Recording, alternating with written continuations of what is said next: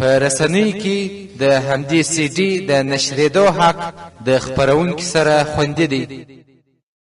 إن الحمد لله نحمده ونصلي ونسلم على رسوله الكريم وعلى آله وأصحابه حماة الدين المتين وعلى كل من تابعهم بإحسان إلى يوم الدين. أما بعد فأعوذ بالله من الشيطان الرجيم. بسم الله الرحمن الرحيم. يا أيها الذين آمنوا إذا نودي للصلاة من يوم الجمعة فاسعوا إلى ذكر الله. صدق الله العلي العظيم. اورونو مومنانو، شکاره خبره ده چې الله جل وعلا د انسانانو د دنیاوي ژوند لپاره او په آخرت کې د ډیرو ګټو لاسته راوړلو لپاره و انسانانو ته په ژوند کې کلونه ټاکلي دي، میاشتې یې ټاکلي دي، هفتې یا اونۍ یې ټاکلي دي، ورځې او ساعتونه یې ټاکلي دي.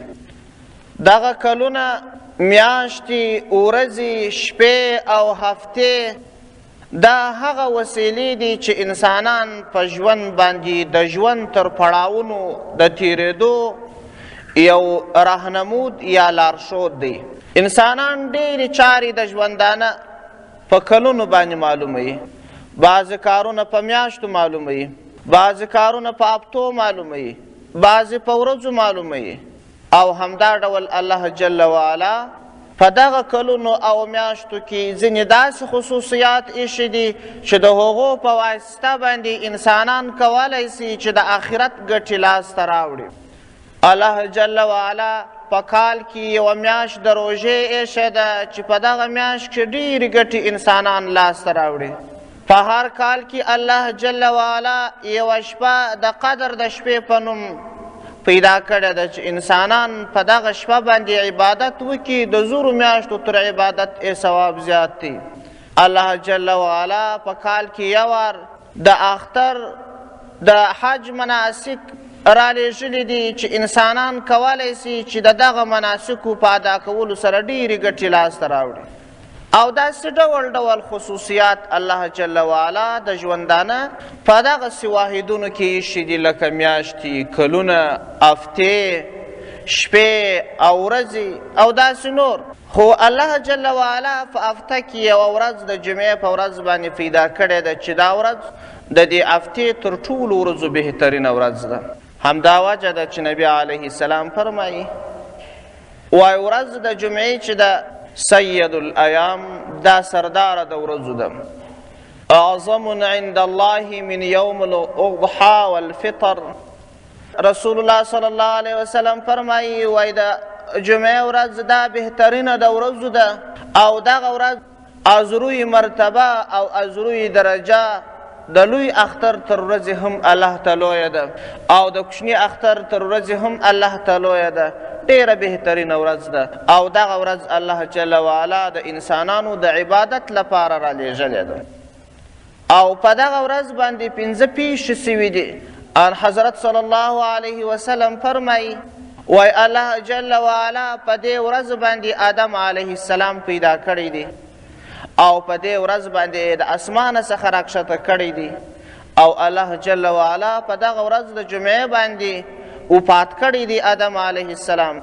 او په دې ورځ کې یو ساعت دی که چیرې هر مؤمن مسلمان پر هغه ساعت باندې برابر سي او هر دعا چې وي چې حرام نه وي الله جل وعلا یې قبلوي او په دې ورځ باندې به قیامت قایمیږي. دا چې الله جل وعلا و انسانانو ته دغه افتخار ورکړی دی چې د جمعې په ورځ باندې یو ساعت پیدا کړی دی او په هغه ساعت کښې انسان چې هره دعا د الله جل وعلا څخه وغواړي الله جل وعلا یې قبلوي. دا خو د الله یو احسان دی. او دا چې دغه ساعت معلوم سوی نه دی بلکې نامعلوم وخت دی. په دې کې حکمت دا دی چې هر مؤمن مسلمان باید په دې ورځ باندې ټوله ورځ عبادت وکړي. ځکه د نورو امتونو لپاره الله جل وعلا نورې ورځې د عبادت رالیږلې وې او د دې امت محمدي لپاره الله جل وعلا د عبادت ورځ د جمعې ورځ را لېږلې ده. د یهودیانو لپاره د عبادت ورځ د شنبې ورځ وه. د عیسویانو لپاره د حضرت عیسی علیه السلام د امت لپاره د عبادت ورځ د یکشنبې ورځ وه. خو د دې امت یو افتخار دا دی چې هغو امتو چې به کم عبادتونه کول پر دې لازمي وه چې باید وي کې که به یې نه وای کړي د الله لخوا څخه په دنیا کې هم عذاب ورته راتلی، په دنیا کې هم د حیوانانو په شکل اوښتل، په دنیا کې هم داسې عذاب باندې راتلی چې دی به مسخه سوه. خو د ان حضرت صلی الله علیه وسلم امت الله جل وعلا د داسې شرمندګۍ څخه په دنیا کې ساتلی دی. د حضرت موسی علیه السلام امتیان مکلف و چې د شنبې په ورځ باندې عبادت وکړي، تر داسې اندازې پورې چې الله جل وعلا د دې یوه پیښه په قرآن کریم کې رانقلوي چې دوی په یو کلي کې پراته وه، د دریاب پر ژۍ باندې اوسېدل. دوی به د شنبې په ورځ باندې ټوله عبادت ته تلل. د یک شنبې په ورځ چې براله بیا د دوی کار او کسب چومایان نیول وه.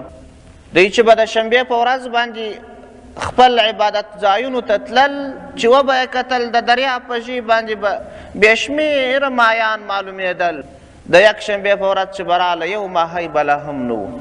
دوی به متحیر پاته سوه چې نن خو د عبادت ورځ ده، موږ د دنیا د کار څخه منع سوي یو، د دې خوا څخه بیا مایان دومره ډېر راځي او په یکشنبه او دوشنبه بیا تر بلې شنبې پورې چې موږ فارغ یو، د عبادت ورځې مو نه دي، د دنیا کار راته جایز دی، په هغه ورځ باندې بیا یو ماهی نه پیدا کېږي. شیطانانو به ډېرې وسوسې ور اچولې. دلته به محبت د مال غلبه باندې کول.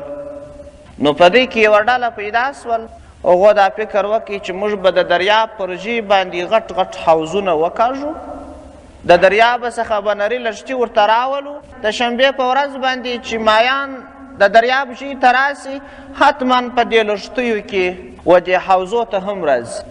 نو د شنبې په ورځ خو موږ د کار کولو څخه منع یو، فقط یو جم خټه به را اخلو، په دغه لښتي کې به ایږدو چې دا مایان بیرته ولاړ نه سي. د یک شنبې ورځ چې راله بیا به برته دا مایان ټوله ونه سو. نو دوی پر درو ډلو وویشل سوه. یوې ډلې عملا دا کار شروع کړي، حوضونه یې جوړ کړه، نري لښتي یې وارویسته. د شنبې ورځ چې به راله مایان به راله د دریاب په ژۍ کې به وه، په دې لښتیو کې به هغه حوضو ته هم ورغلل. نو دوی به نور کار نه کوئ، مایان نیول او داسې نور د دې څخه به استفاده نه کول، یوازې به یو جم خټه راواخیستل، هغه به یې په دې لښتي کې کښېښول چې دا مایان بند سي، بیا بیرته ولاړ نه سي. د یک شنبې ورځ چې به راله نو به دام پسې راواخیسته یا د هغې زمانې تور چې دوی څه اسباب و وسایل د مایانو نیولو لپاره درلوده، هغه به یې په کار واچول، مایان به یې ونیول. یوه ډله داسې. دوهمه ډله داسې سوه چې هغو دا کار نه کاوه، بلکې د دوی د دغه کار په ضد باندې تبلیغ هم شروع کړي. نو دوی ته به یې ویل چې دا کار خو حرام دی، موږ د شنبې په ورځ باندې د دنیا د کار څخه منع سوي یو، تاسو ته هم جایز نه دی، موږ ته هم جایز نه دی. دا چې مایان د شنبې په ورځ باندې راځي دا د الله لخوا څخه په تاسو باندې یو امتحان دی، تاسو په دې امتحان کې ناکامه کیږئ او د الله عذاب در باندې راځي، تاسو دا کارونه مه کوئ. ټوله رزق چې دی هغه د الله په تقدیر کې لیکل سوی دی. الله و هغه چاته رزق ورکوي چې خوښه یې سي او هغه چاته یې نه ورکوي چې خوښه یې سي. نو که چیرې الله خوښه وي تاسو ته رزق د بل له خوا څخه هم دله درکولی سي، تاسو دا کار مه کوئ. چا چې به د ژبې طاقت و هغه به یې چلاوه، د چا چې به خپل کشران چې د دوی تر لاس لاندې وه په زوره به یې منع کول.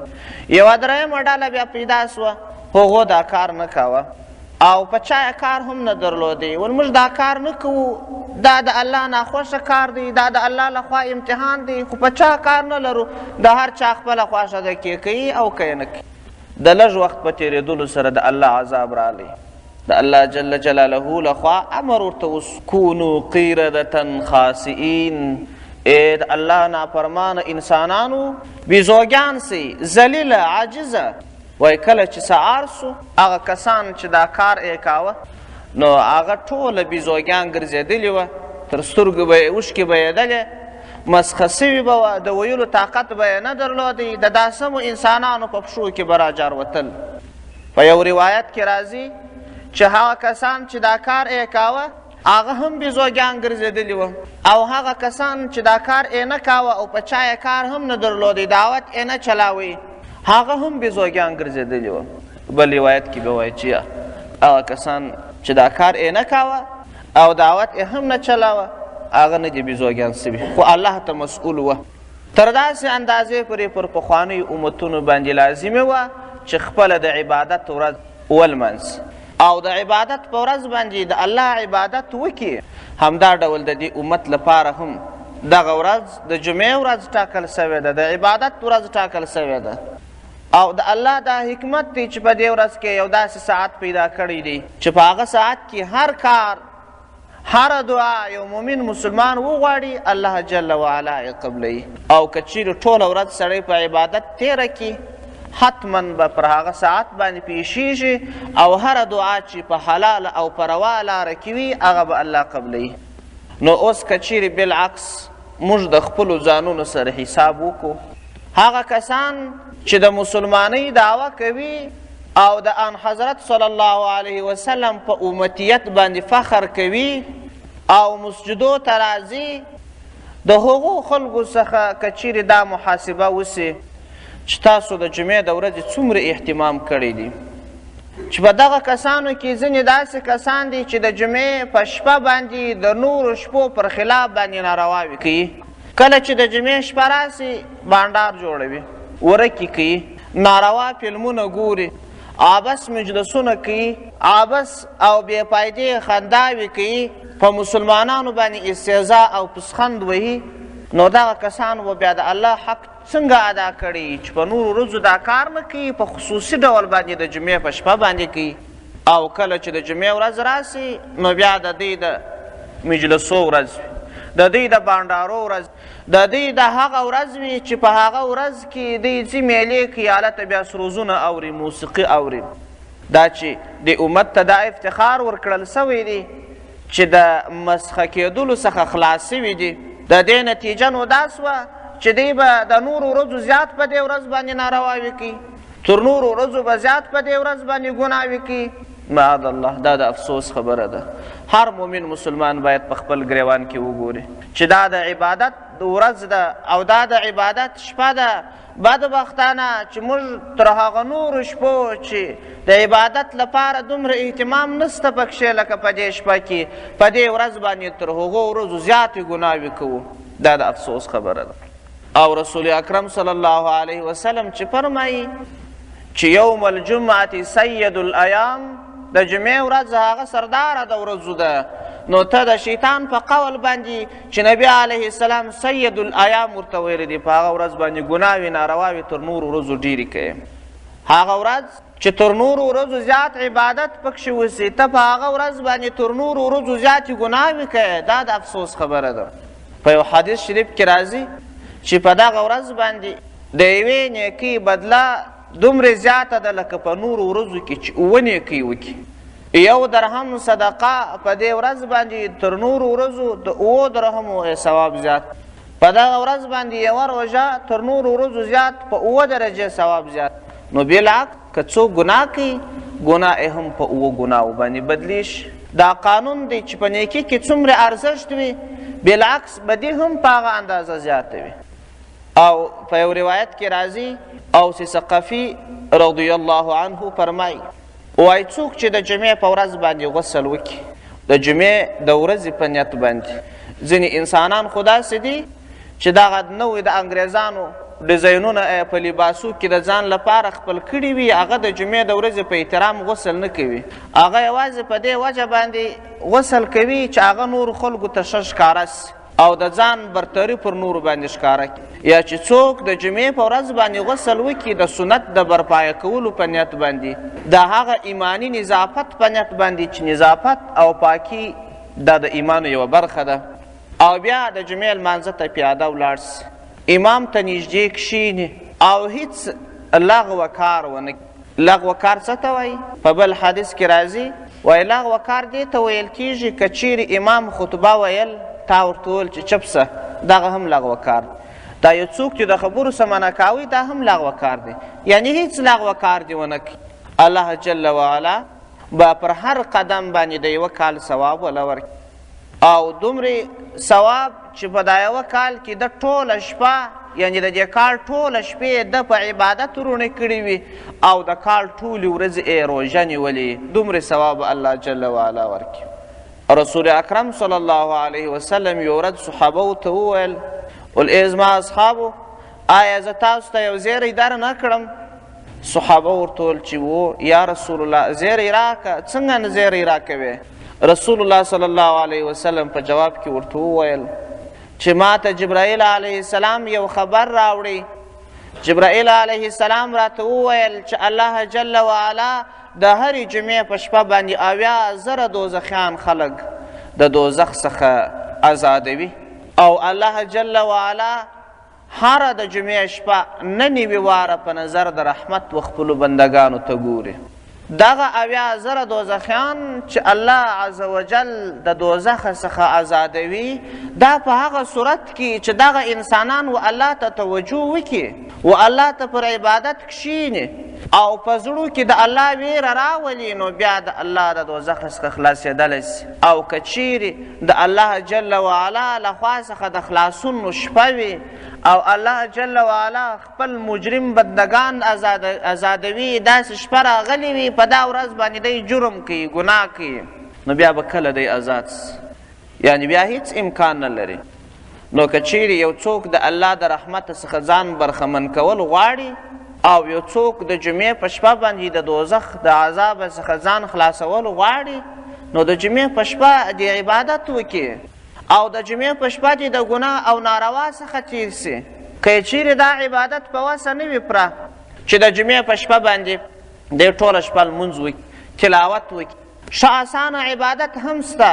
هغه اسانه عبادت دا دی چې د ماخستن تر لمانځه مخکې ډوډۍ وخوري، خپل ضروریات فارغه کړي، کله چې د ماخستن لمونځ وکړي، سنت وکړي او وتر دې هم وکړي، که تهجد ته نسي راکښېنستلی، تر لمانځه وروسته دې بیا د هېچا سره خبرې نه کوي او هېڅ لغوه کار دې نه کوي، پر سنت طریقه دې بیده سي، الله ټوله شپه په عبادت ورحسابي. دا ډېر اسانه عبادت دی او په عبادت کې چار څومره ستړیا سړی تېروي په هغه اندازه خو یې ثواب زیاتېږي. مګر که چیرې هغه سستي د انسان او همدا ډول لاوبالي او بې پروایي زیاته سوې وي، نو دا عبادت هم ډېر ښه عبادت دی. نو په دې عبادت سره هم د الله جل وعلا د رحمت څخه برخمن کېدلی سي. تر هغه ګناو او تر هغه نارواو او تر هغه بدبختۍ و دښمنۍ چې د الله عز وجل د رحم پر ځای قهر ورته راځي، تر هغه په عوض نو دا ډېر ښه دی. او که چیرې یو څوک د جمعې په شپه باندې عبادت ونه کړي، د هغسې ناسته وکړي د دعوت په نیت باندې یو مسلمان ورور ته دعوت ورکړي، یو مسلمان ورور ته یو عیب ور په ګوته کړي، یو مسلمان ورور نیکې لارې ته راوهڅي، د یو مسلمان ورور په زړه کې د اسلام لږ تر لږه مینه پیدا کړي یا هغه مینه راتازه کړي، دا هم عبادت دی. د یو مسلمان ورور د بل مسلمان ورور سره احسان دا نه دی چې یو څه پیسې ورکړي او داسې کومک ورسره وکړي چې هغه په دنیا اړه لري، یعنی د دنیا په کارونو کې اړه لري. ښه انډیوالي، ښه ملګري او ښه ورورګلوي دا ده چې مسلمان ورور ته، مسلمان انډیوال ته، مسلمان اشنای و ملګري ته د آخرت یوه ګټه ورورسوي. یو 5 واره د لا اله الا الله محمد رسول الله کلمه په ووایه، 2 رکعاته نفل په وکړې او یوه ګناه په پرېږده، یو سنت په راژوندی کې، دا ډېر ښه دي چې ورسره ودې کړل. دا دومره ښه دي چې د دې خلاصېدل نشته. او په بل حدیث کې راځي، حضرت ابو هریره رضی الله عنه روایت کړی دی چې رسول الله صلی الله علیه وسلم فرمایي، وای الله جل وعلا ورځې پیدا کړلې، په ټولو ورځو کې د جمعې ورځ غوره او انتخاب کړه او د جمعې ورځ پر دا نورو ورځو بهترینه ورځ وګرځول. او ان حضرت صلی الله علیه وسلم فرمایي، وای په دې ورځ سره الله جل وعلا زما امت پر نور امتونو باندې غوره وګاڼي، او په دې ورځ سره الله جل جلاله زما امت پر نور امتو باندې بهترین امت وګرځاوه. او څوک چې په دغه ورځ باندې یوه نیکي وکړي الله جل وعلا د 80 نیکیو ثواب ول ورکوي. او په یو بل روایت کې راځي چې حضرت جابر رضی الله عنه روایت کړی دی که څوک په دې شپه مړ سي یعنې د جمعې په شپه مړ سي الله جل وعلا به یې د قیامت د ورځې د عذاب څخه خلاص کړي. او په بل روایت کې راغلی دی که څوک په دغه شپه یعنې د جمعې په شپه باندې مړ سي الله جل وعلا به یې د دوزخ د اوره څخه خلاص کړي او د قبر د عذاب څخه به خلاص. په بل روایت کې راځي عبدالله بن عمر رضی الله عنه روایت کړی دی وایي څوک چې د جمعې په شپه باندې تر لمر لوېدو وروسته یعنې کله چې د جمعې شپه داخله سوه 2 رکاته نفل وکړي او په هر رکات یې یو وار الحمدلله او 15 واره اذا زلزلتي صورت ووایي الله جل وعلا به یې د زکندن د تکلیفونو څخه خلاص کړي او الله جل وعلا به د 80 کالو عبادت ورته ولیکي او د قبر د عذاب څخه به یې خلاص.